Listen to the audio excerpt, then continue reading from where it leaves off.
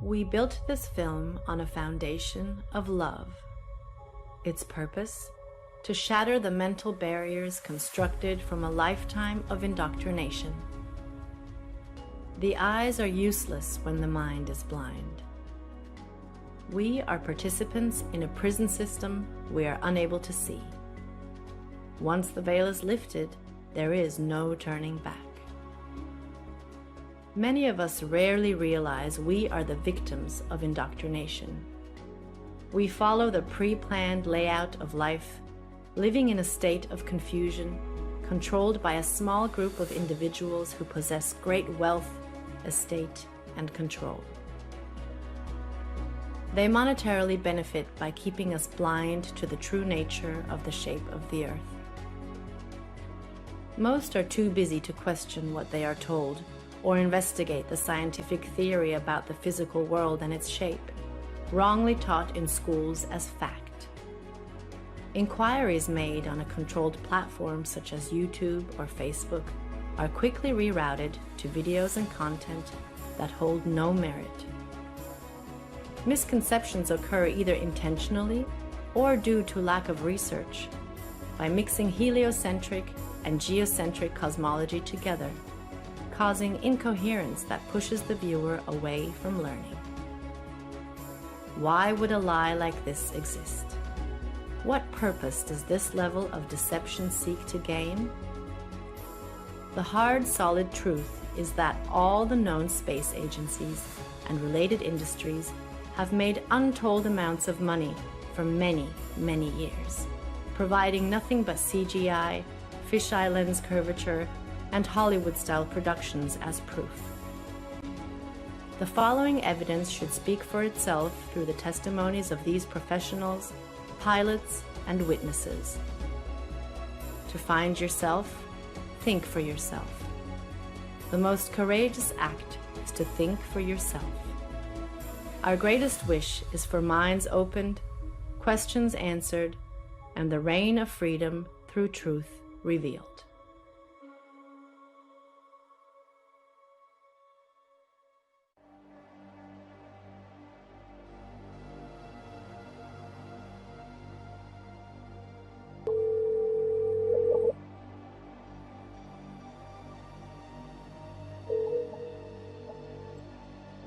Good afternoon. Hey John, how are you? Pretty good, sir. How's everything there? Everything's good, can't complain. It's kind of windy out. Looks like it's gonna rain. But anyhow, I've been hitting these, questions regarding the flat earth. People trying to get information out of me, and I'm not too familiar with the subject. Can you help me out? Yes, sir. Copy that. I'll give you a couple of relatively quick examples that you can also research and elaborate as well. Number one, I'm a pilot, and when I used to fly out of Long Island towards Nantucket, bottom line here is they're going to give you some type of formula for every 100 miles. They're going to give you some type of XYZ per kilometer squared. Keep it very, very simple. Every 100 miles would be approximately 1 mile. 1 mile is 5,280 feet.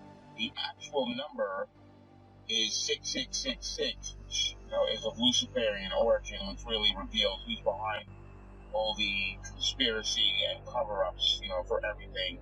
But the bottom line here is a very simple formula is for every 100 miles, you have 5,280 feet, which is 1 mile of curvature. So 100 miles equals 1 mile of curvature. Now, if I'm going, let's say, hypothetically, from Long Island to Nantucket, that's about a buck and a half. It's about 150 miles. So it should be 1.5 miles. So let's just take a mile. So with aviation, you fly at certain altitudes, whether you're flying in a easterly, a northeasterly, to a southwesterly direction. So hypothetically, I'm flying easterly at hypothetically about 4,000 feet, which is an even number. If you add 5,000 feet of curvature, that would be around 9,480 feet, which does not exist. So the bottom line is pilots know every 100 miles that you travel, you would be dipping the nose down to compensate for 1 mile, which is 5,280 feet of curvature. So there's the proof right there that there's something very fishy with this globe Earth situation, because scientifically it doesn't matter.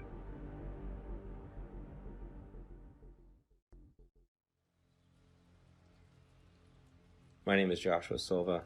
I am a licensed commercial pilot and flight instructor. I have had a lifelong love of aviation and aerospace, and when growing up I even fancied myself an amateur astronomer.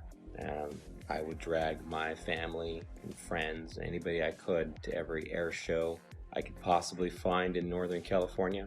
I was the only kid you knew, or anybody knew, that knew the various components on aircraft, spacecraft by heart. I absolutely loved anything to do with flying or space. But my love of aviation and aerospace never stopped. I continued studying, had an entire library full of aviation books of various military and civilian aircraft, military history, every aviation campaign and theater in almost any war.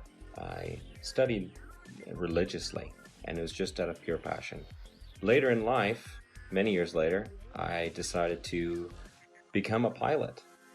As strange as it may sound, it hadn't occurred to me to become a pilot up to that point.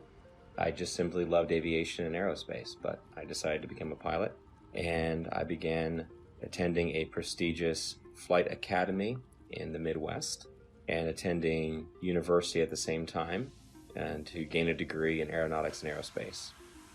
Shortly thereafter, I began flying twin turboprop aircraft out of Northern California for several nonprofit organizations, and years after that I found myself flight instructing for various small flight schools, both in California and in Arizona, and then on to large academies that trained for the airlines and even some military flights. Shortly thereafter, I began flying regional business jets, and that's when the story of me finding the topic of flat Earth started.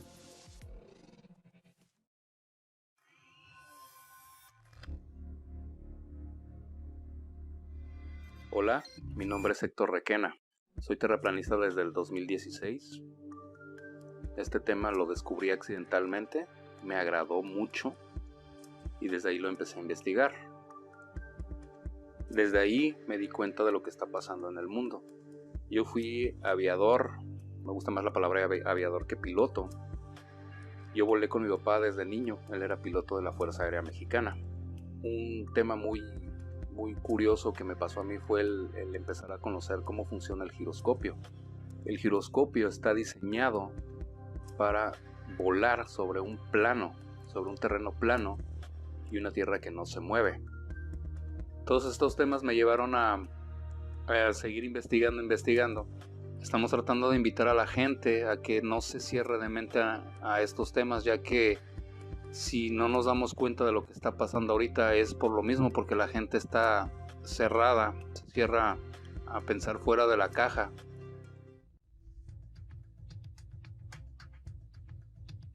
Been a military brat all my life. However, I've been in the industry of aviation for the last 21 years. And I became an FE somewhere around 15 or 16 when I really started looking at conspiracies. I looked into Benghazi because I happen to work on government contracts abroad, overseas.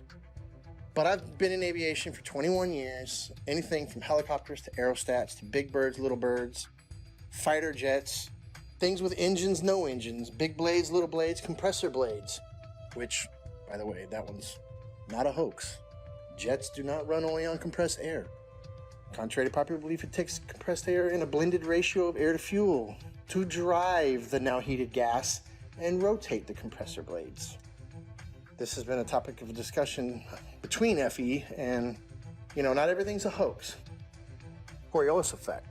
With that ties into, obviously with no spin, around the axis points that they say exist at 23.4 conveniently, 66 off the 90 degrees, right?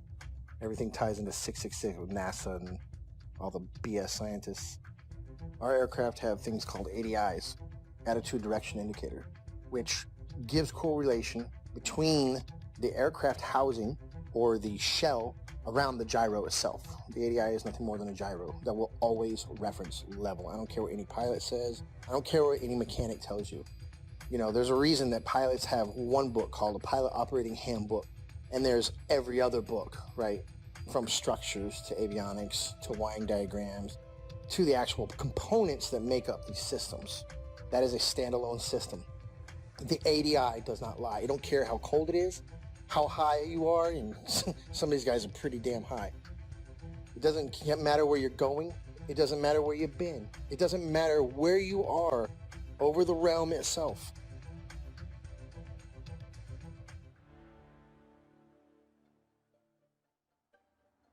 I woke up to the truth of the flat earth, shape of the earth, as an engineer and a pilot.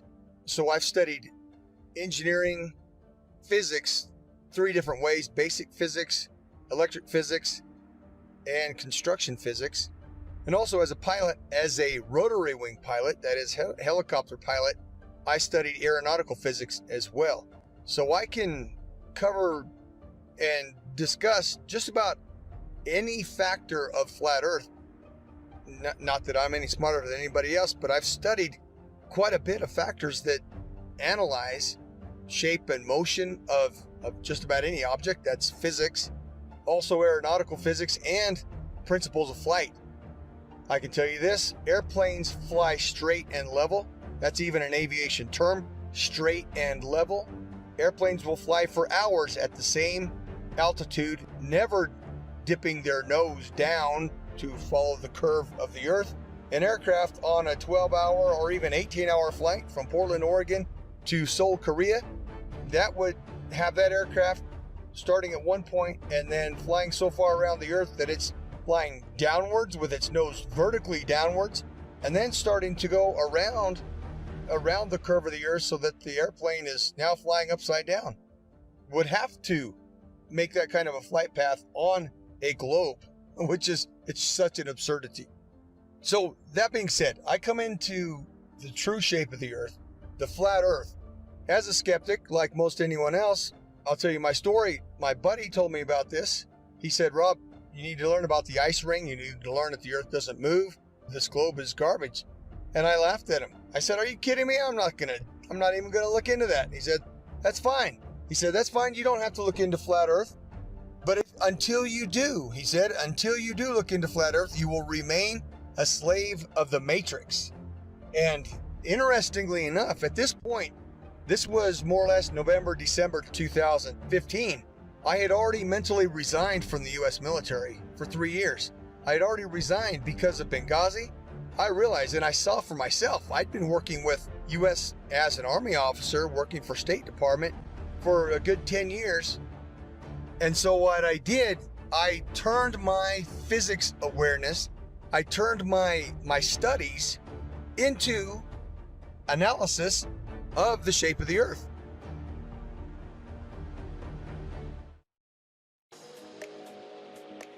I have a bachelor's degree in English and International Business and a master's degree in Emergency Management. Emergency Management is an area of study that deals with lessening the effects of a natural or man-made disaster. Areas I had to study related to emergency management were meteorology, geology, geography, hydrology, and oceanography. You have to know well how Earth works in order to prevent or lessen the consequences of a natural disaster. In 2019, I wrote the book called 16 Emergency Landings Proving Flat Earth. Not many people know that when I was younger, I worked for an international airline. I worked at the International Cargo and Logistics Division of the company at São Paulo International Airport.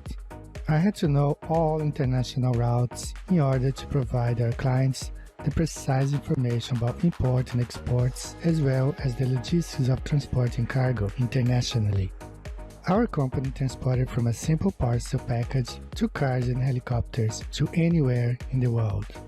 Having access to all areas of the airport in 1988, the Brazilian soccer team was about to board their flight towards Australia to take part of the bicentennial Soccer Cup in Australia. It was a tournament to celebrate Australia's 200th birthday. Two South American teams were invited to take part of this tournament, Brazil and Argentina. At that time, we had access to several maps, all based on the globe Earth model.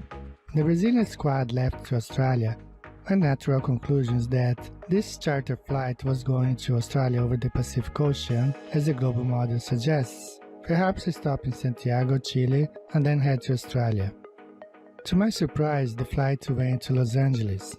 For several days, I could not comprehend the reason why that flight went to Los Angeles in North America to then go towards Australia in the Southern Hemisphere. This thing kept alive in the back of our mind for all these years.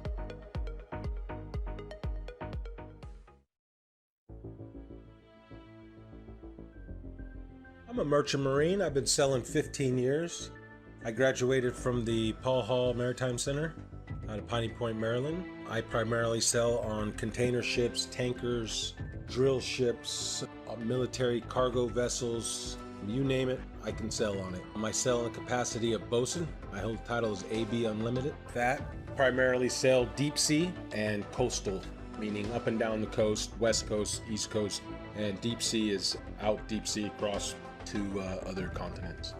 What led me to the flat earth was actually my sister. We've always been into the conspiracies and the 9/11 and Sandy Hook and all that stuff.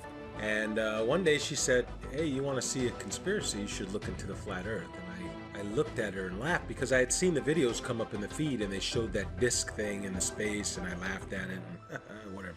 And she showed it to me and I laughed at her. And I went and pulled out my phone and I looked up a video. You can look it up. It's called Dragon Link FPV to Space. And what you'll see is basically an RC airplane that's been taken up about 80,000 feet and they release it and then the airplane comes down with power.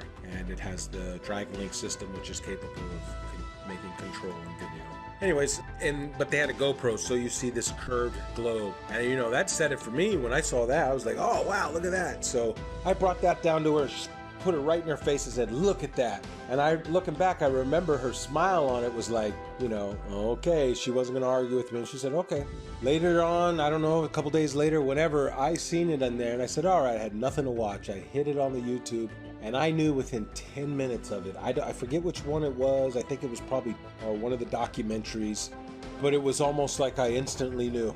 And then what happened was a lot of the proofs that I had were before I was a flat earther, such as seeing contacts at 30 miles out with the naked eye on the horizon, which is impossible on the globe model. So much so, it was me, the third officer, and the lookout. We were standing our watch, and I believe we were in the Mediterranean Sea. Look out, looking watch, and say, okay, we got a contact out there. We look and we try and get it on the radar. We get it at 30 miles out. When the chief mate came up, we had told him, hey mate, we got a contact earlier 30 miles out. He said, bull crap, I don't believe you. And we all looked at each other and shook our heads and said, yeah, they got it. He stormed off the bridge, ran down, came back up. He had the Bowditch, which is a thick green book that's everything you ever need to know about being on the ocean, sailing, navigation, everything. And he comes up and he says, the math doesn't lie. And he slams down this piece of paper and he says, our bridge height is at 100 feet versus how far? 30 miles. It should have been behind like 600 foot of curve. I remember 600 something foot. He had all the mathematical, of course I didn't know, okay, that's good. All right, he must know what he's talking about. But we're looking like, well, I don't know. We got it on the radar. Then the radar must not know what it's doing.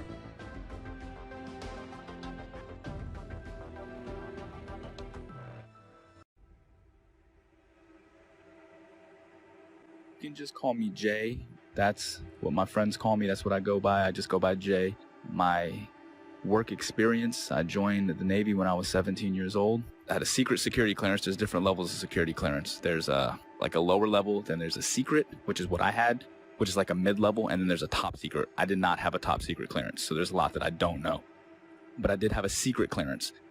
So it's basically the mid-level security clearance for the government that I had, and I did that job for 8 years. I worked in operational intelligence specifically. The radar navigation, there's a limited scope of what we're able to see. Now, granted, this is 15 or 20 years ago. what I mean by that is, with it being 15 or 20 years ago, the technology nowadays on the new warships, I would imagine, are just off the charts advanced compared to what we had, 20 years ago in the early 2000s when I was doing deployments for the Navy. We're looking at the scope of the radar. Now, this is just going off of the actual screen that we can see. Now, there's 3 different screens. There's the basic radar screen where we have this limited scope where it only goes out like 25 miles, right? Then there's this other bigger screen, and I forgot the name of it, but it goes onto this huge projection in the Combat Information Center. Basically is where all of the information is housed. And on this huge screen, we can actually zoom out and see a significant portion of our area of responsibility. I can't say the exact number. Again, a lot of this is classified.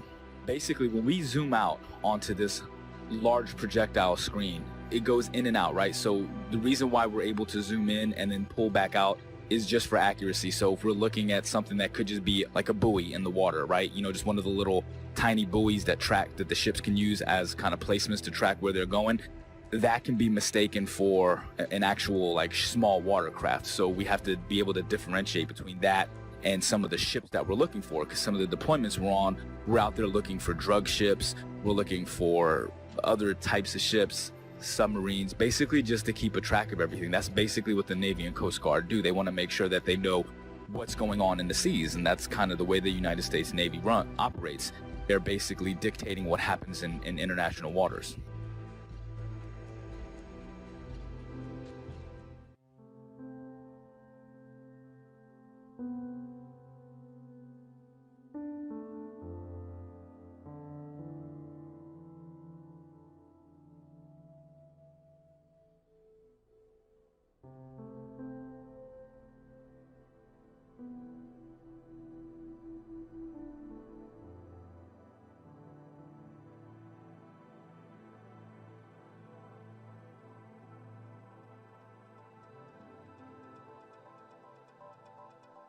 I will be providing my in-depth experience of U.S. Navy submarines and how they prove we do not live on a globe Earth.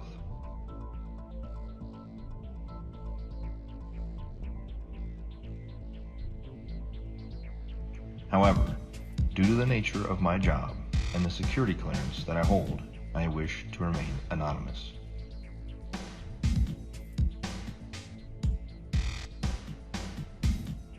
I've worked for the U.S. Department of the Navy as a submarine quality assurance specialist for the last 5 years.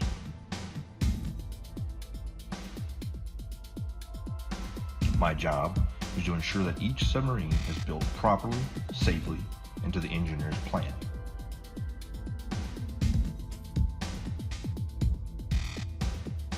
I have an intimate knowledge of every aspect of each submarine being built in the shipyard I work in.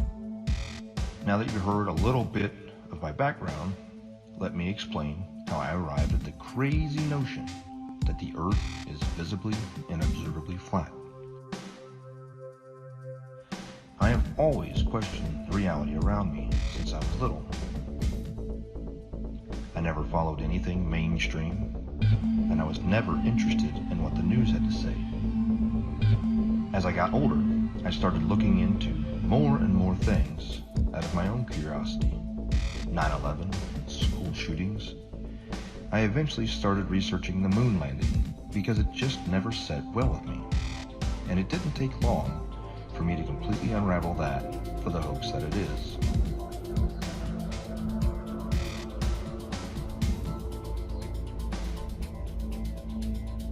After that, I was starting to realize that we had been lied to on so many levels. What else could there possibly be? Then I saw a video about the flat Earth pop up on my YouTube recommendations.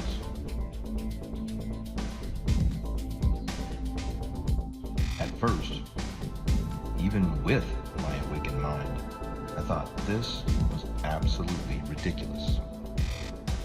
I decided that I'd look into it simply to disprove it and move on. It should be easy, right?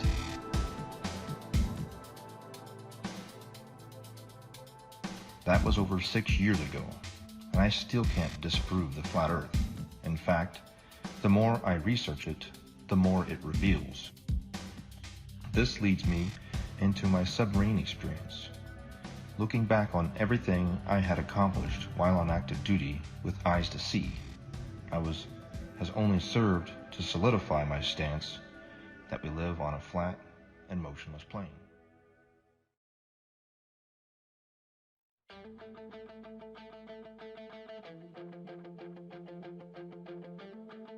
The theory of more land being hidden on Earth as one of the possible motives to hide the fact that the Earth is not a spinning water ball corkscrewing through space is something that many flat earthers have postulated over the years.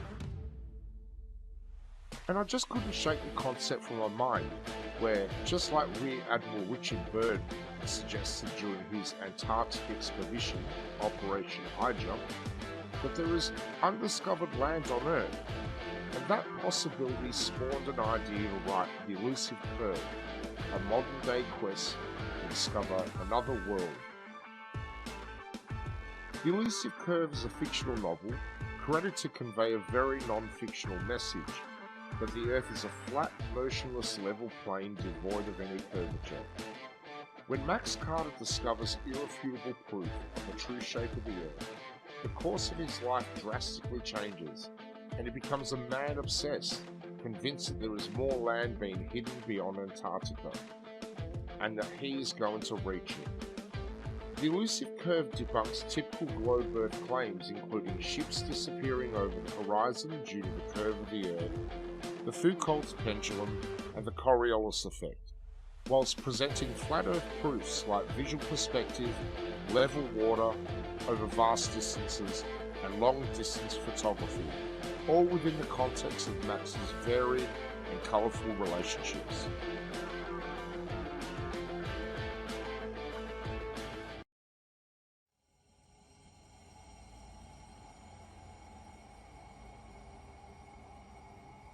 Also, there's a semi-classified naval communications device when ships are communicating ship to ship on the ocean, U.S. Navy, semi-classified laser communication NAVCOM device, which also does data as well. So if they're communicating with ships 70 miles, 100 miles or more, like I said, every 100 miles is a mile of curvature.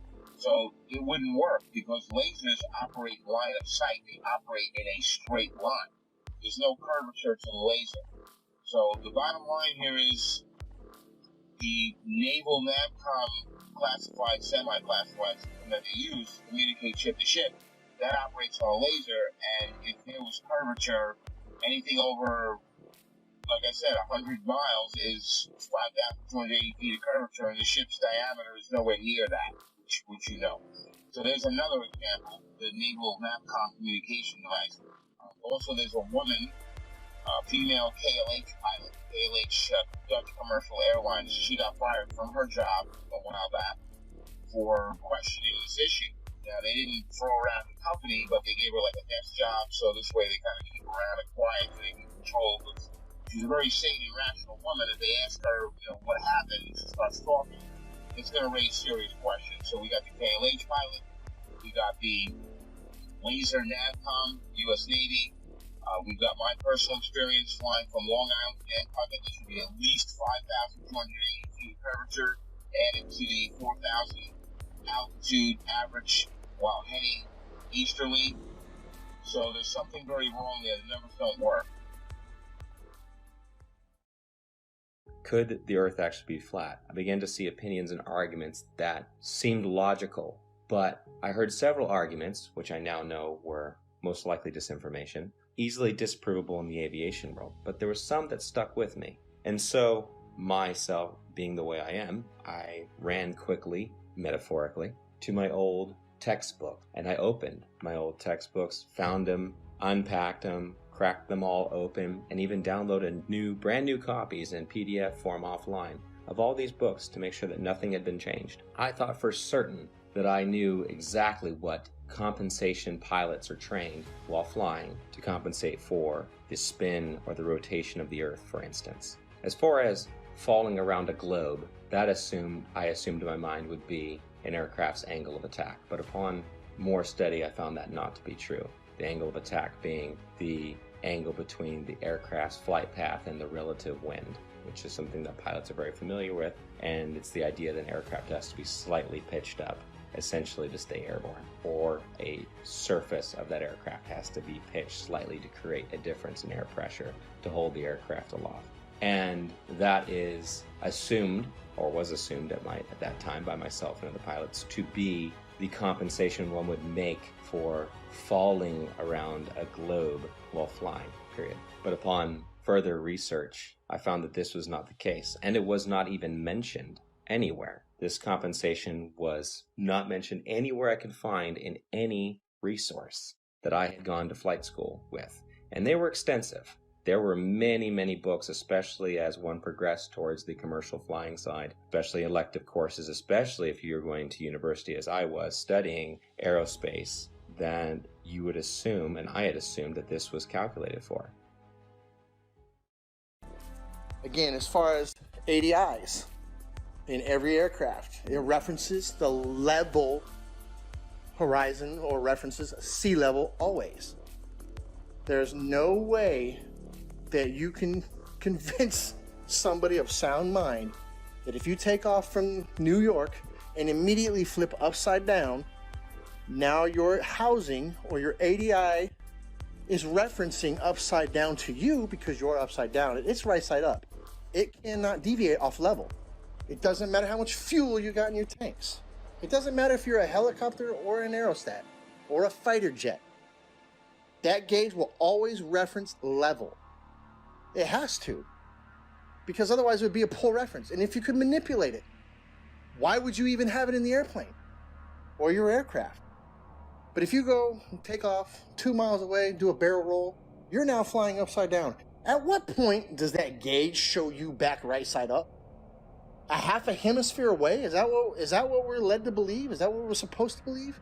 At what point does it right itself if you never flipped back over and continue flying level? You see what I'm saying? It's ridiculous.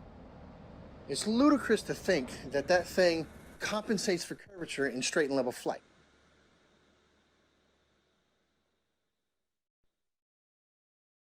The big one that is oftentimes quoted is compensation for Coriolis effect while flying. And this is something I'd even taught my students about, and it's always assumed to be correct. We just assume. We're given the narrative from a young age, and everything is built upon that assumption, upon the theory. And so I thought I had the silver bullet. Coriolis effect. We always calculate for that. Well, as I began to look through the books and to look into the calculations given for Coriolis effect, the narrative began to fall apart even further. I began to see things I didn't notice when I was in school, such as Coriolis effect is actually never calculated for, but is assumed to be a part of wind correction angle. Wind correction angle is one of the many calculations pilots of all kinds make while flying to correct against winds in whatever volume or section of air they're flying through, which it could be from any direction, and you're flying through it, so you have to compensate a certain angle into that wind to hold a straight line. Interesting side note, I worked on aerostats for several years, and I always ask people who try to bring up gravity, well, how come my 4,000 pound, 74,000 cubic foot aerostat isn't getting pushed towards the ground? It weighs more than you do, which you believe gravity is pushing you down, right? Because these are some dense ass people. But how come the aerostat's not getting driven into the ground? It weighs more. It's definitely larger than the size of a house. It's more than size of most houses. So why isn't it getting driven to the ground? Well, that's because it's displacing less weight than the atmosphere or the medium that it's in. And I try explaining that. I don't know how many times you've probably posted something on this. I don't know how many times we're going to have to post something on this. But every time that little kid lets go of that helium balloon and starts crying. Radar is simply another form of radio transmission. Radio includes anything within the range of the electromagnetic spectrum. Electromagnetic spectrum, also known as light. Radio is the transmission of light, whether it's visible light or radio waves which are not visible. When it comes to radio transmissions, there must be a transmitter and a receiver. There can be a reflector or a transmittal unit along the way. However, in the end, there's got to be at least transmitter and a receiver. And in the case of radar, radar transmits a signal and it bounces off a reflector, and then it comes back to the receiving station. Or it can go to other stations if they're set up in the network properly. Long story short, radar emits a signal, it bounces off something, and then it returns to a receiving unit, and the receiving unit maps that reflection accordingly. If there is no reflector, then there's no return signal, and then the object does not show up on the radar, for example, off the screen. Notice, there's no curving around anything. It goes out in a straight line. Radio signals always travel in a straight line. So the transmitter sends the signal out to the target, bounces off, and it comes back in a straight line. Radar cannot travel over the curve, and hence, radar is dependent on line of sight, direct beam from the transmission to the target. It reflects and it comes straight back. There is no curving around anything, thus is radar.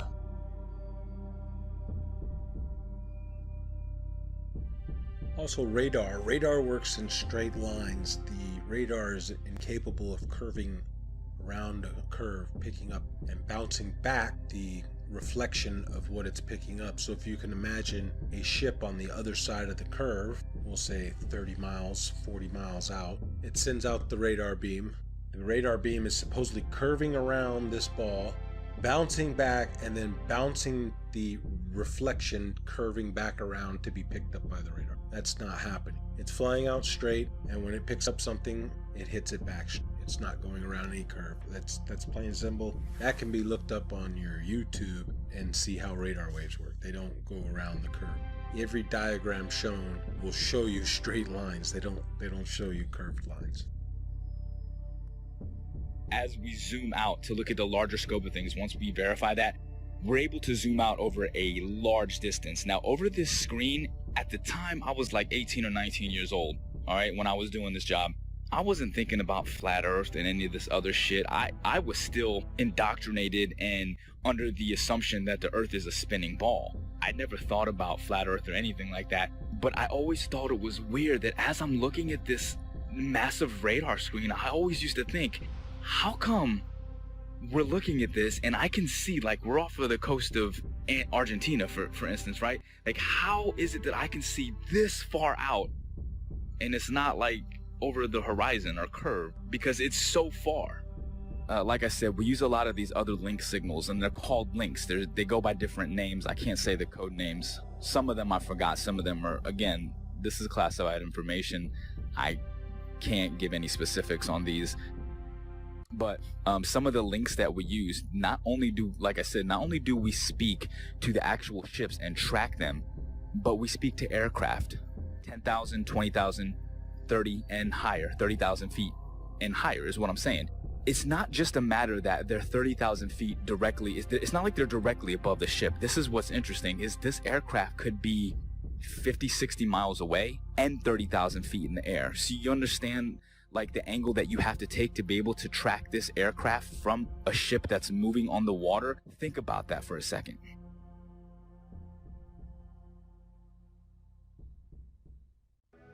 I served on board of a United States 688I fast attack nuclear submarine, and I can personally attest that we never constantly angled down during our submarine deployments.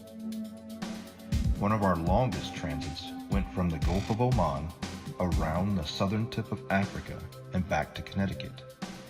We were underwater for almost 3 months straight. My job on board as a radioman meant that I spent a lot of time both in the radio room and in the control room. The control room is where they navigate and drive the submarine.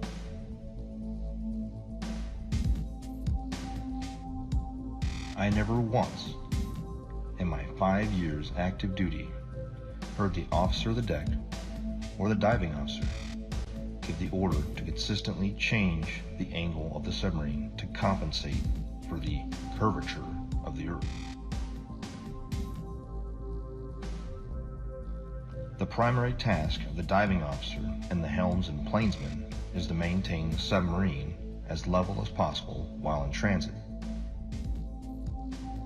If the Earth had any measurable curvature, I am certain we would not have been able to make this incredibly long transit without accounting for it.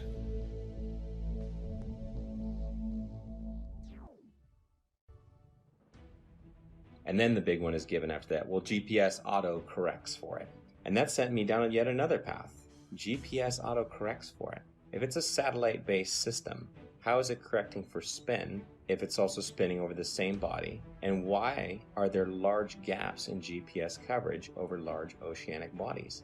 Do they just turn them off? It's just not worthwhile? There have been enough aviation accidents at sea, very far from shore, that would say otherwise. And if you gave the American taxpayers, the ones funding these satellites that are supposed to track aircraft, the information that, well, we're just shutting them off because it's not worthwhile, those 3 or 4 jets full of hundreds of passengers just have to use other navigation methods such as dead reckoning, which is basically using a stopwatch and guessing to the next checkpoint, essentially.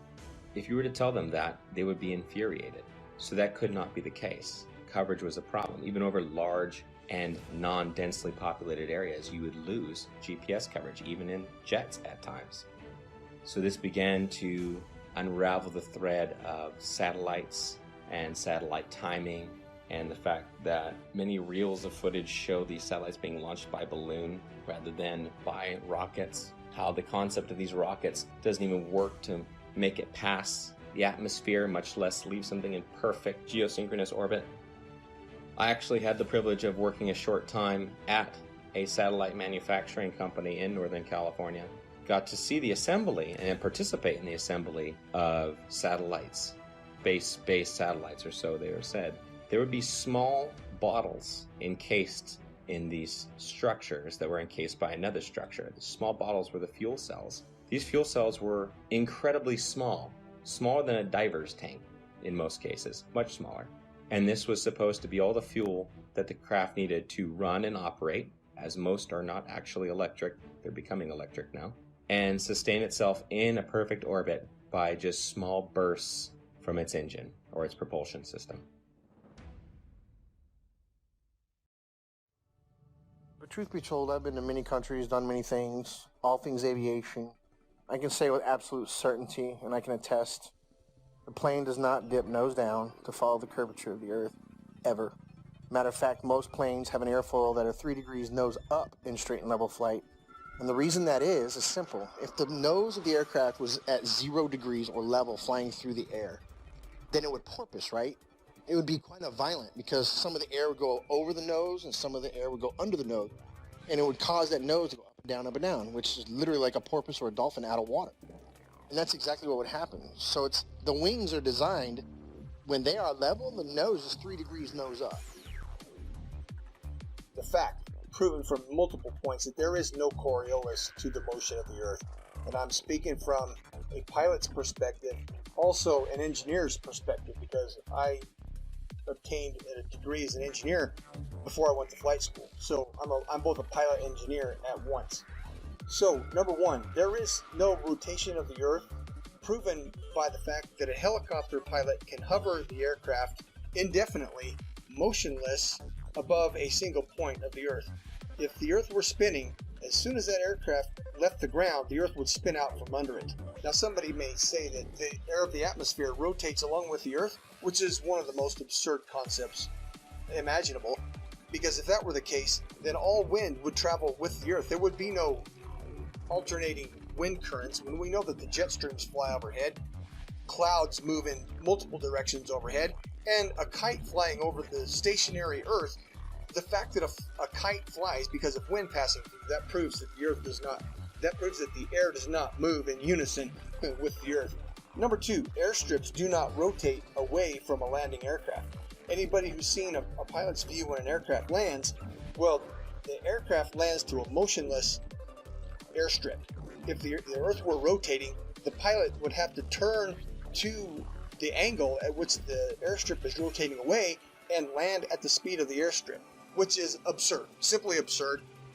Airstrips do not rotate away from the aircraft, and on an east to west landing strip, if the aircraft is landing to the west, the airstrips do not land moving towards the airplane. That's insanity. Okay, simply stated.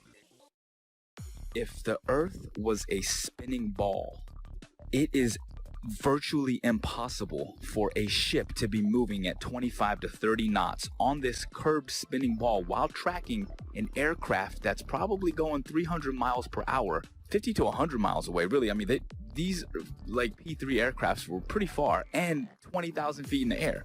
It's just virtually impossible. It doesn't make sense. Again, at the time, I wasn't thinking like this, but looking back on the information that I had, I'm like, yeah, there's no way. There's no way that was done on a curved Earth. Literally, the only way that could work is if we are on a flat, stationary plane. We're cruising along. The boat is cruising along in the water. Like, think about it in terms of like a large, like, you know, like those backyard swimming pools. Picture the swimming pool filled up, right? And then your ship, you put a little boat on the swimming pool, and then, you know, you put like a little fake aircraft in the air. Now, from that ship, you're able to see the aircraft. It doesn't matter where you are in that pool, you can track that aircraft. If you're on a spinning ball curve, how the hell can you track an aircraft that could be in a position that's 100 to 200 miles away from you, 30,000 feet in the air from a different angle that's around a curve? It's impossible. There's no way that you could, there's no radio frequency that could track that.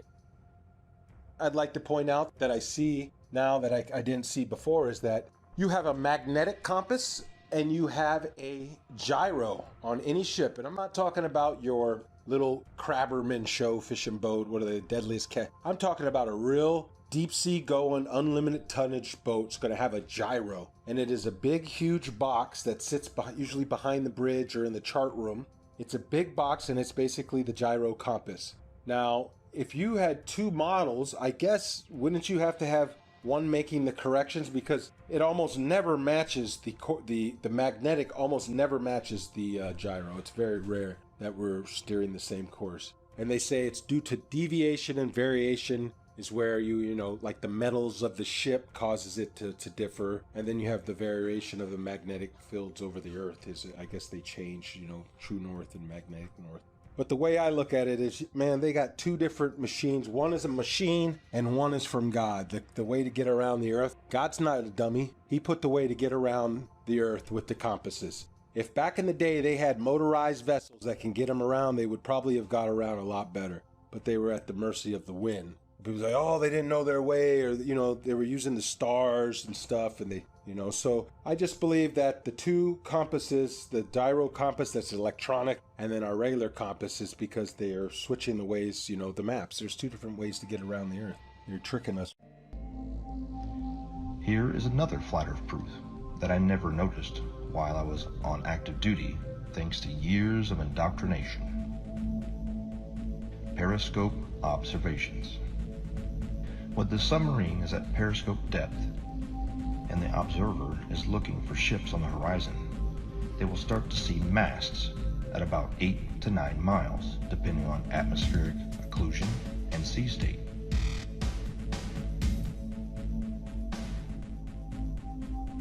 The hull of the ships won't be visible until about 5 miles, depending on atmospheric occlusion and sea state.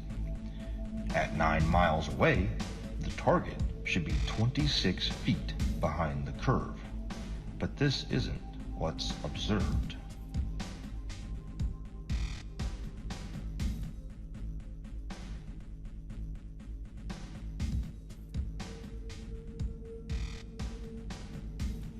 My final flat earth point on submarines is with regard to the AN/WSN TAC-7 ring laser gyro that is used on board of U.S. Navy submarines.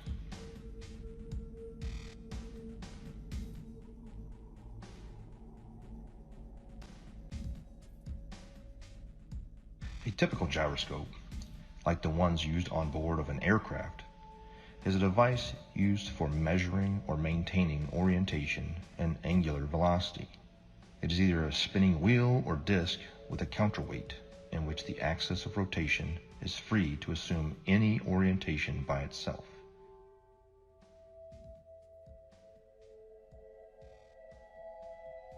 When rotating, the orientation of this axis is unaffected by tilting or rotation of the mounting, according to the conservation of angular momentum. However, a ring laser gyro doesn't have any established weight. They use light as a point of reference. It spins up a disk that shoots out lasers, and it has a digital encoder that deciphers where the laser strikes inside of the gimbal system. No make-believe gravity required. Let's just say we're like 30 miles away. These missiles can shoot much further than that. I can't give you the exact number, but say we're 30 miles away, okay? 30 miles is far. So from our ship, we can track on our little, we have like a missile projectile. It's like a radar, but it's a little bit different. It's specifically designed to track the missiles. You actually input the coordinates, latitude and longitude of where you want the missile to strike. Really, really high precision accuracy. I mean, really accurate. We hit that launch and the missile, and it will hit that target 30 miles away, even longer than that. Now, here's the thing. Again, that's not possible on a curved Earth. These missiles are huge. 50 caliber project that are carrying massive amounts of explosives in them, okay? Each one of these missiles are probably worth hundreds of thousands of dollars. So whenever you're lining up these missiles to shoot at targets that are 30 plus miles away, if the Earth is spinning, again, now think about this. We're not sitting like on land holding a gun, all right? So picture this. We're on a ship, like actually in the middle of the water, okay? And the missile is shooting off of the bow of the ship. So if the world is a spinning ball and we're on this curved Earth with water and we're spinning 600 miles per hour through infinite space, I'm pretty sure that it would be physically like it wouldn't even make any kind of sense on a physics type level to be able to shoot a missile from a spot in the water on a spinning ball to pinpoint accurately hit another spot. And at night, we were going on one ship, on a military ship, and this is with night vision goggles, 50 miles, and these guys were on the bow. They were not even on the bridge where you'd be 100 foot up. They were on the bow, which is barely probably 40 feet off the water's edge. So these guys, and they have the latest state-of-the-art. This was in 2015. 2015, they had state-of-the-art, what do they call them, night vision goggles. So these things are capable of seeing that far if we live on a plane. You can't deny it. It's so obvious, but not to everyone else. I guess the programming's harder than other people, so they don't want to hear it. But over the years, I have learned the model. I know the model like the back of my hand. I can show proofs. I have ammo now. So when I go out there and I tell somebody, hey, that's impossible, and I'm talking to a third mate or a second mate who's an officer who went to college, meaning they paid for their education. Because when you pay for your education and you're making a handsome salary on it, you can't be wrong. How could I be wrong? I'm making a salary, they're paying me, I paid for this career, everything's working great in my life. You are obviously wrong. All the math works. So with that, it's hard. But when you stump them and you start showing them stuff, it's hard for them to say. And then they start saying stuff like, oh, well, what does it matter anyways? I don't care. And there is the 8 inches per mile squared. But you guys can't look at it three-dimensionally. It is two-dimensional. It is the amount of deviation that's required for you to come back inward. If you are walking east from north, meaning you are going around north equidistantly, and you walked in a straight line east 1 mile, you're going to have to deviate 8 inches back to the left to get back on the equator, right? Look at it on the flat Earth map, and clearly it makes sense. If you walked 1 mile in a straight line east, you have to deviate 8 inches after each mile to stay on the equator. The 8 inches per mile squared is a real measurement, if in fact we consider the equator to be a real place, a real location, ever, always.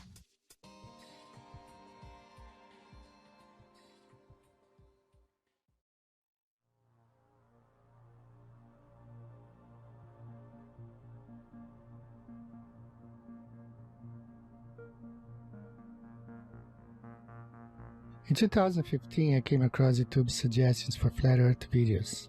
My first reaction was to laugh off. After seeing Flat Earth videos in one of my favorite channels, I decided to watch one. When I came across a Flat Earth map which I had never seen before, it immediately sparked me to look at that flight route Rio-Los Angeles, Sydney. And I could then understand why the Brazilian soccer team went to Los Angeles and then to Australia for the tournament. The Earth is flat, no doubt about it. The following weeks and days were followed by more research and disbelief. I had been a NASA fanboy my whole life, paying 2 visits to NASA's Johnson Space Center in Huntsville, Alabama, besides spending so much money in science and science fiction related documentaries, movies, merchandise, etc. What a waste of time. I also tell mates about they lay down and we use all our charting is done on flat maps, straight lines. They never draw a curved line. Every line is straight. Straight lines, everywhere we go on a flat map. And I try to point it out to them. And what they tell me is, Mr. Marcator has put all that in there for you. It's all equated in there for you. You don't have to worry about it. All the curvature calculations for it and everything's figured right into the map. So the straight lines and everything are actually bending somehow. I don't know. So these are just the proofs that I see. Along with, you can see the corpuscular rays are much betterly observed out at sea because it's nothing. It's like a desert. And so you can see the sun like a flashlight just shining down in a cone. Everywhere, if there's a little bit of where clouds are right, it looks like a cone. And I point it out all the time to these guys. And I get them thinking, but you know, the programming goes hard on people. And if you're not ready to wake up, well, you're not ready to wake up. You'll just have 1 foot in, 1 foot out. You'll be back in the illusion before you know it. The narrative began to fall apart. I would continue studying and finding that what I fear to be true is reality. That we have been lied to about just about everything. Upon researching military history and then military training and speaking with military gunners in both the Army and the Marine Corps that I know personally, I would ask them about Coriolis effect. And it was always assumed that, yeah, we compensate for the Earth being, you know, a curve, that it would drop. We calculate for the Earth curvature. But even upon asking and having them look into their materials further and my own personal study, again, it found to be an assumed truth with no actual basis in reality. That they would calculate bullet fall based upon angular velocity, drop, friction, amongst other things. And curvature was supposed to be just corrected along with it, just like flying, wind correction angle corrected for Coriolis effect.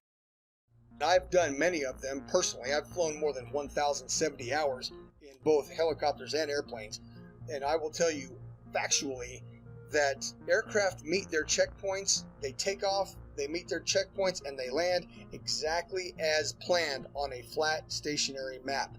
No pilot, I say again, no pilot has ever accommodated for the rotation of the Earth when planning flights and takeoff to checkpoints along the way, and then landing. Pilots can plan so well that they can take off and land hundreds of miles away down to within 30 seconds of their planning because the Earth simply does not rotate.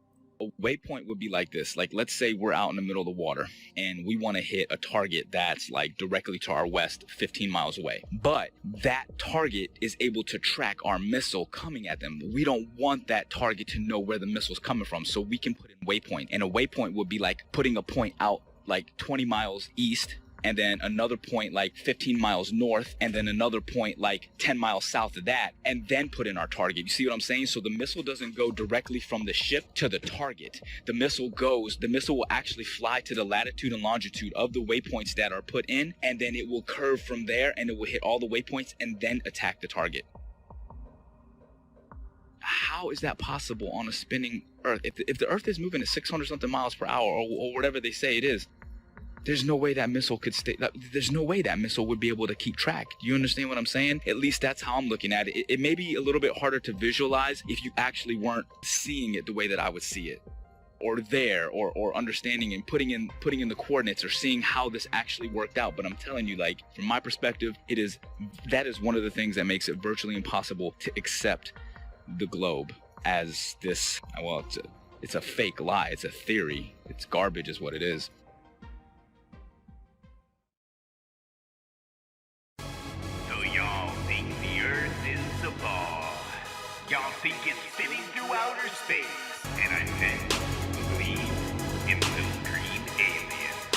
Well, actually, the Earth is flat. Here I'll give you facts, all the math, science, and all of that. Whatever you need to believe. Come on, can't you see that a submarine couldn't use a periscope, nor a plane use a gyroscope? But Huey doesn't adjust for the Coriolis or sniper looking down the scope. This is all hard to take in and hard to cope, but I hope that I've given enough rope to explore the rabbit hole that our Earth is not a ball and it's not spinning through outer space. If someone wants to prove me wrong, please give me a name and we can debate it all day, anytime, and with real test measurements and evidence. Stop lying to the world's nations. We have real science to back our observations.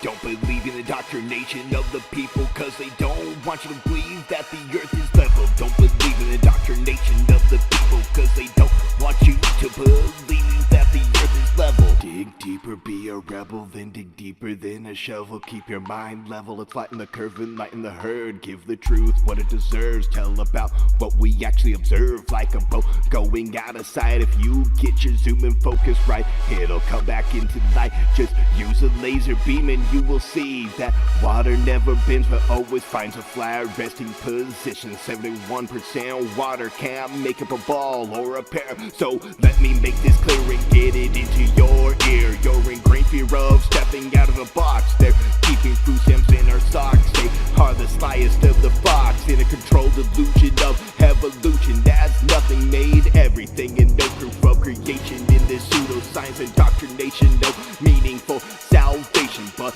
let's believe in gravity with no proof of how it picks and chooses what can rise and what can fall on this crazy thing we call a spinning ball.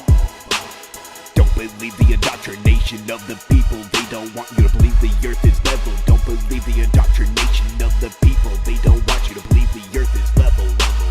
Let me give you something else to measure. Don't worry, it's my pleasure. If you want to vacuum or pressure, you must have a container, and that's a no-brainer. But since we believe the universe is on a roller coaster ride, even when Polaris is in the same place every night and has been for thousands of years, has the heavens work like gears, telling us time and the years like a big machine. The heliocentric model is just a drink backed by money and based on influence theories, never providing hard evidence except for CGI and camera trickery of my natural senses in our school systems. But flat Earth brings meaning to our existence like a period at the end of a sentence.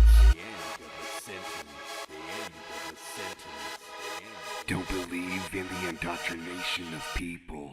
They don't want you to believe that the Earth is level.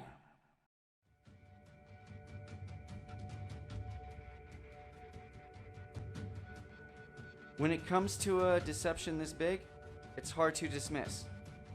And for the people that say, I don't see how this would affect me either way, you don't know. It's like telling me about Argentina when you've never been there. Or it's like telling me about owning a Corvette when you've never driven one.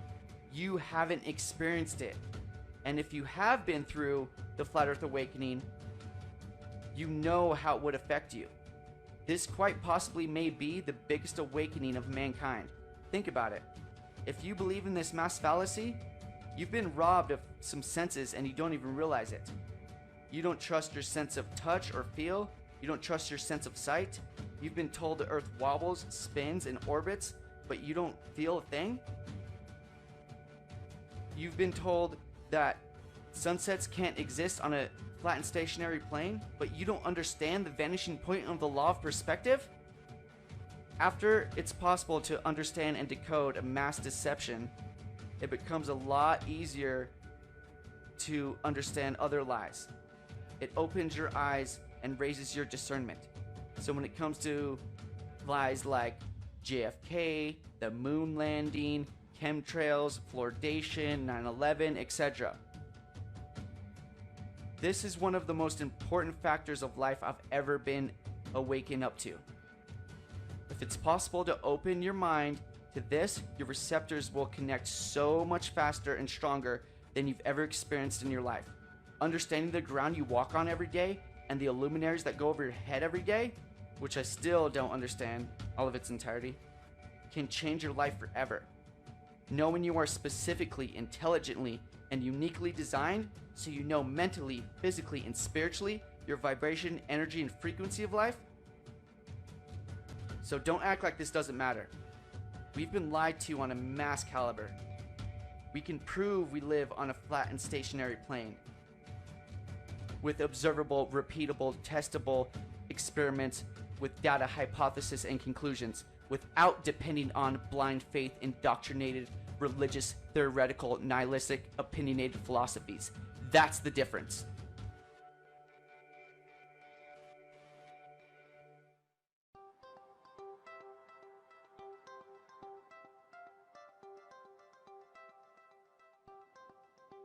Is it possible that almost everything that we were taught from the time of our innocent adolescent time as children to the completion of our chosen path of studies in college was not only incorrect, but was part of an educational doctrine of spiritual disconnectedness from what truth is and what our reality in the world that we occupy today?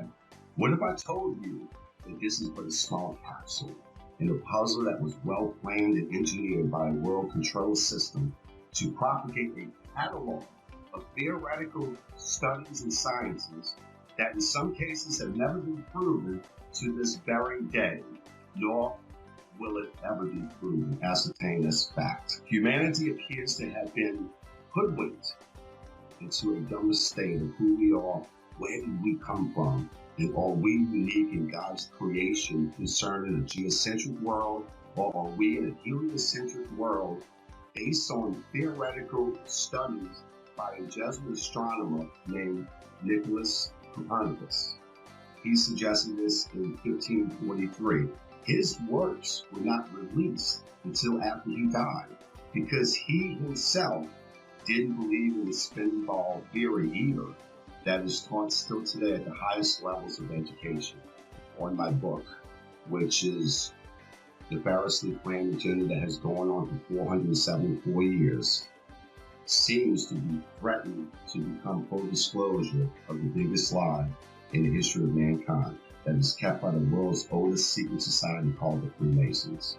The very uniqueness of humankind was spelled out correctly by our Creator that the earth was the center of the universe, and that he created the sun and the moon as well as the stars and the constellations that revolve around the earth, with Polaris being the north magnetic pole fixed star.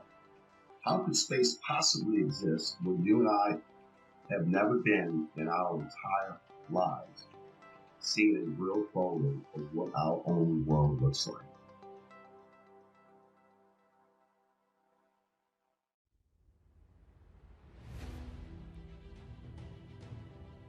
Max must constantly deal with the stigma and ridicule of being the crazy flat earther from friends and family, and bombardment of typical questions like, why would they lie? How could so many people keep such a big secret? And what does the shape of the earth even matter anyway? The elusive curve presents all the main arguments for a flat earth and solid arguments against a spinning ball earth in a fun and realistic story format, recommended for all flat earthers and curious-minded people alike.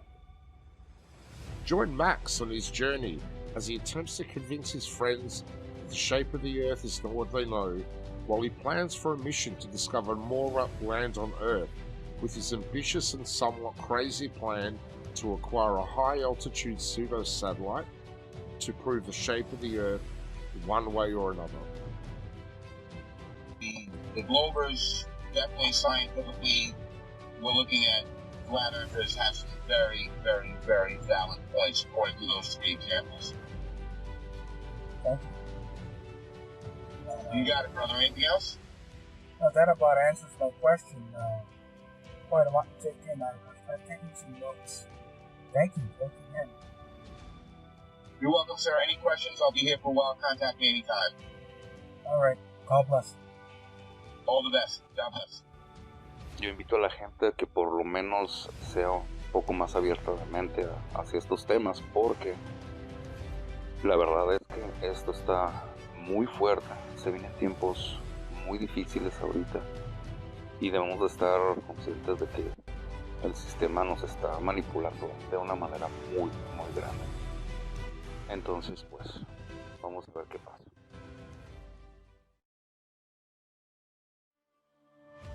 So that began my journey down the flat earth.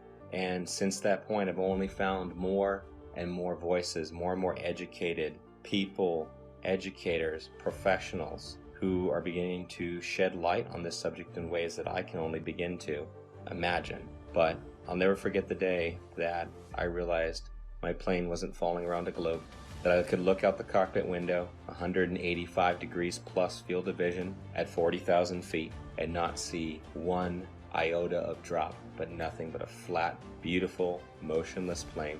The assumed calculations that we made that were compensating for Earth rotation were just a part of a calculation based upon wind speed and the angle we had to hold in order to fly against that wind and go in a straight line to our destination.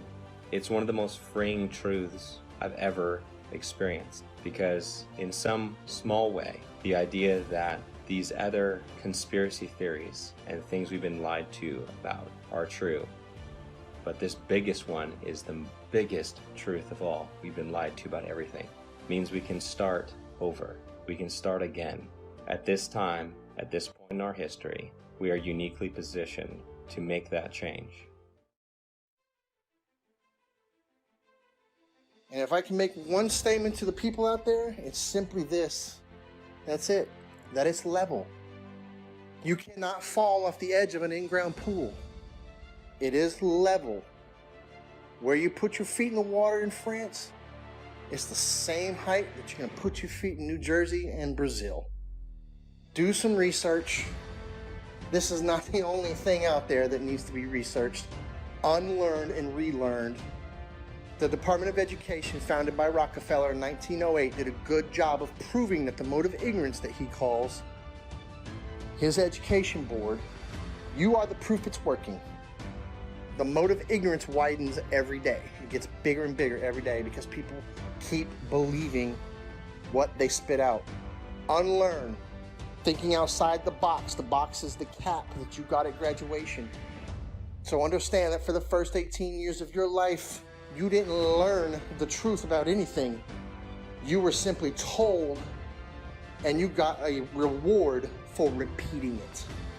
Now it's time to think for yourself. It's time to do research and do your own testing. Be your own white coat.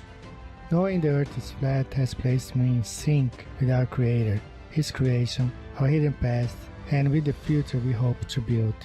A future where we should not have an organization called United Nations governing the world. When there is no globe, there should be no globalization. This is my message to all of you. Peace.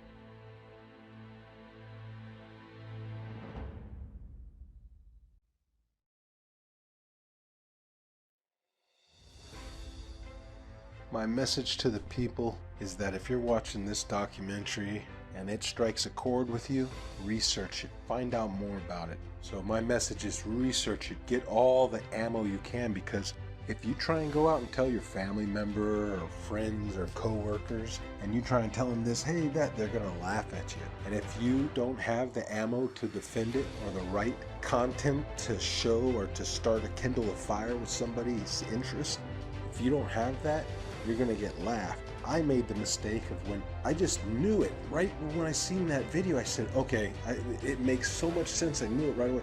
I went and tried to tell everybody before I knew. I just blurted out little proofs. Airplanes don't dip their nose, the water lies for, and they'd hit me with some of that science stuff, that pseudoscience, and I couldn't defend it, and I would look like a fool. And then when I had the knowledge, it's harder to defend it because they've already don't take me serious. But now I've gained such a knowledge on it and such what you would call ammo that I can defend it in a way that you're going to get one of these reactions. well, what does it matter if it's round or flat? My life doesn't change, doesn't matter, either way. That's how you know that you're striking a chord. Their ego doesn't have anywhere else to go. So from there you can work on them. But like I said, learn the model, learn to defend the flat earth model before you tell your coworkers, loved ones, or anybody, for that matter that you don't know, because people you think that you know well are going to look at you like you're crazy. And unfortunately, that's due to the programming, and everybody believes one thing, so how dare you believe another? You got to fall in line.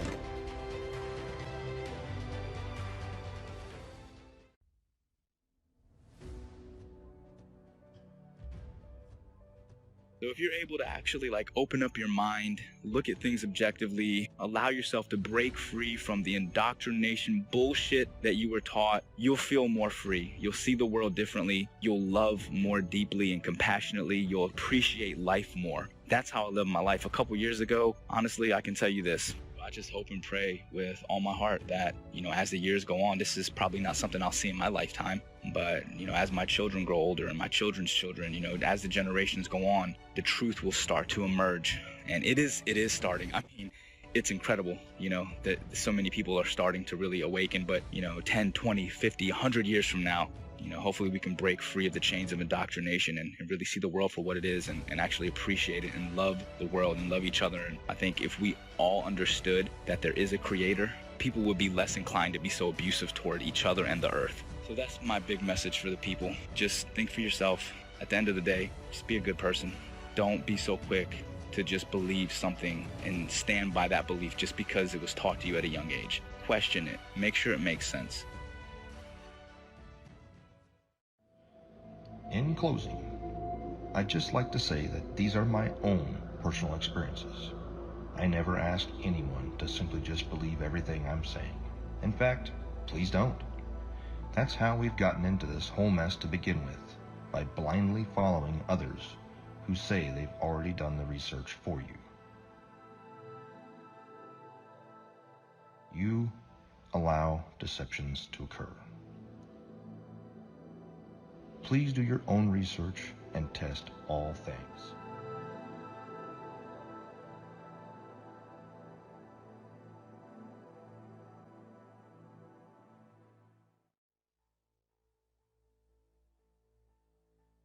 All space agencies are part of the cover-up because they are also Freemasons. It is my consensus that space is fake. And NASA was set up this deception and even admit that images of Earth are composites and computer-generated images. Since 1958, NASA has literally force-fed us to and continue their trickery, sorcery, wizardry, and being only God of oneself, yet cannot get high enough altitude to provide humanity with one single photo of what the very shape of our world is. I believe strongly in the very senses that God gave all of us.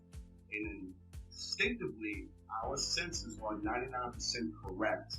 And my book will help those awakening sheep remove the dark shades from this massive deception. And for those who are unwilling or unable to think past their noses, then those sheep will remain asleep. My book is part of the Great Awakening from pseudoscience that has put man living in a Newtonian world of Einstein physics, ruled by Frankenstein logic. Game is over. Consciousness shift of stupidity because of poisonous indoctrination to separate your soul and reality from truth and knowledge. And hold tight, folks. A real awakening is happening all over the world.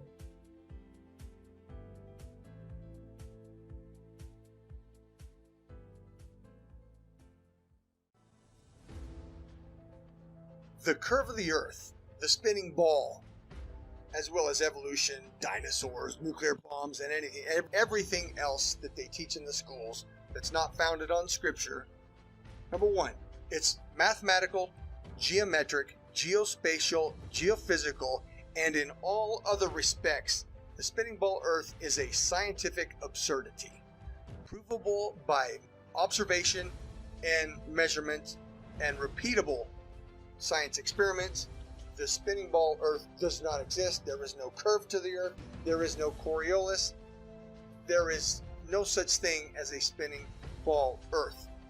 And at the end, the Bible, which was a textbook, and I say again, a scientific textbook written long before any of the universities that we have today, the Bible says the Earth is flat and stationary.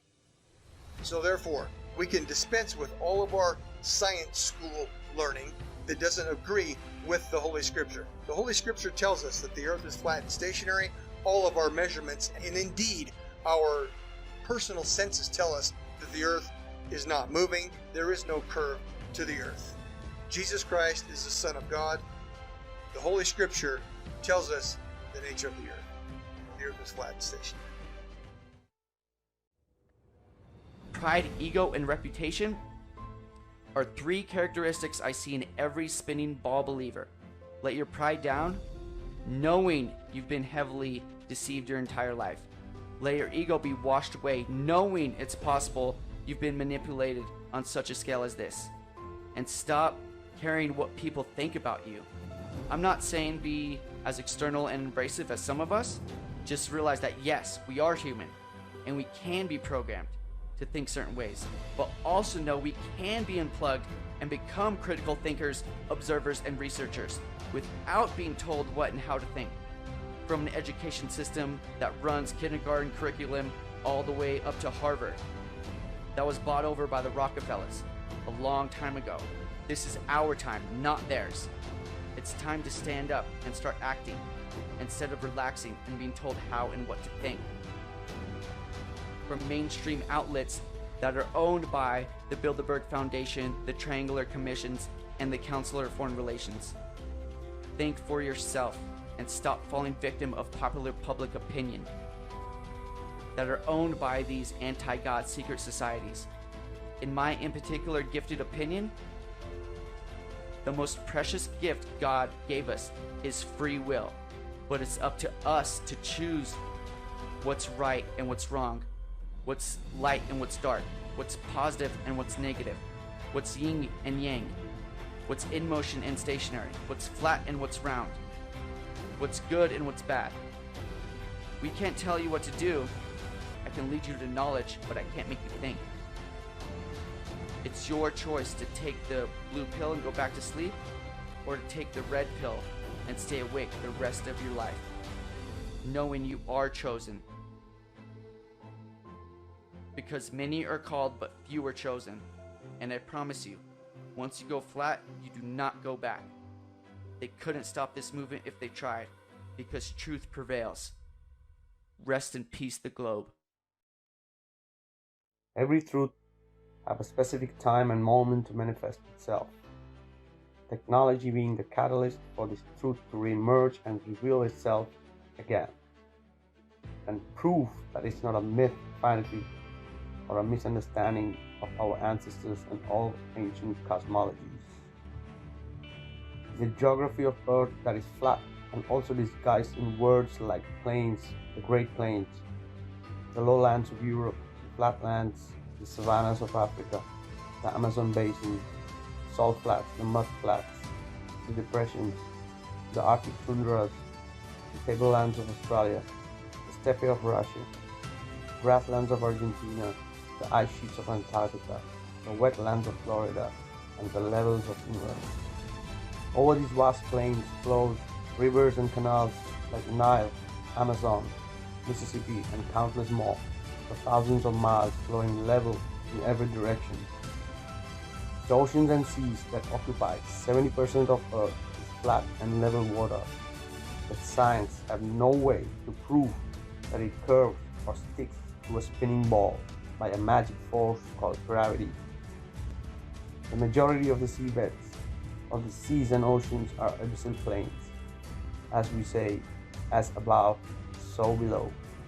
The longest line of sight of observing Hudson Bay at 1800 miles and my own Himalayan ranges observations on 2 occasions of plus 2000 miles It's just impossible on a globe Earth. No physicist can debunk the testimony presented here by the first category witnesses, nor the real geography, nor the longest line of sight, nor the countless researches, investigations, and evidences that prove we live on a flat and stationary plane.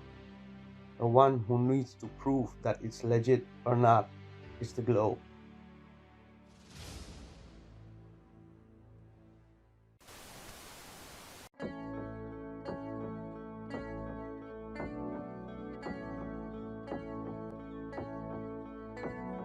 Wonderful, magical, celestial light, fantastical, mystical, wonderful sight. Belgian Swiss physicist Auguste Piccard, 1931, first to reach for the stars, was the first to explore the air view stratospherius, a scientist curious to see what was there. An aluminium black ball gondola, helium balloon, hydrogen with photos and instruments, sailed towards the moon, rose in just half an hour, 52,000 feet, 10 miles up, 10th air pressure, left for dead, trapped in heat and cold, but disproving gravity. Wonderful, mystical, beautiful sight, flat line separation of black from blue light, a world run by deceivers, false make-believers, hiding in shadows, stealing our light. Mystical, mystical, fluorescent light, wonderful, magical, awesome, yes, stealing our light. Wonderful, let there be light, supernatural, eternal, benevolent. Up we go, higher than rainbows, higher than mountains, above cumulonimbus, higher than air, high level horizon, 360 around us, flat right round behind us, any height that you dare. The sun and the moon both revolve around us, to forever short time pass intelligently there.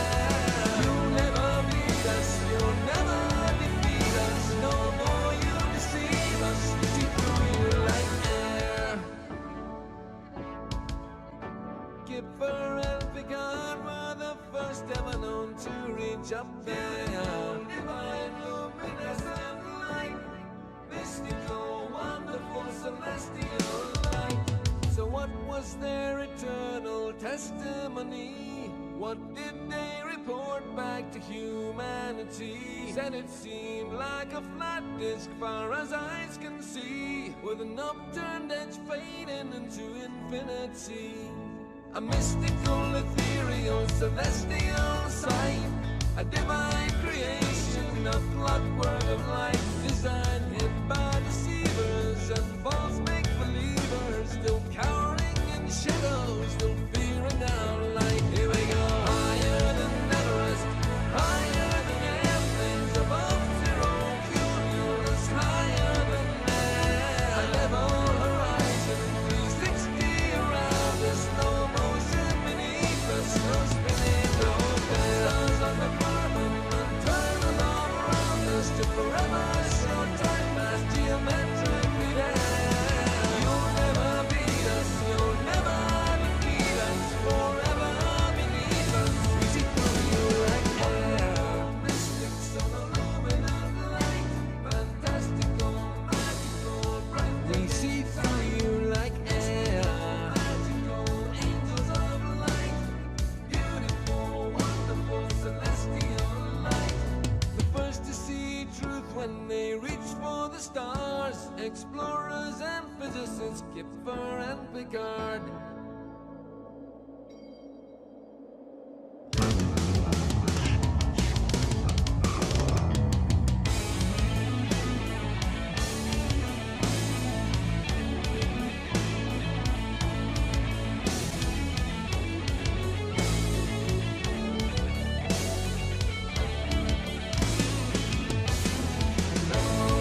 Motionless, fluid we are. Level and motionless,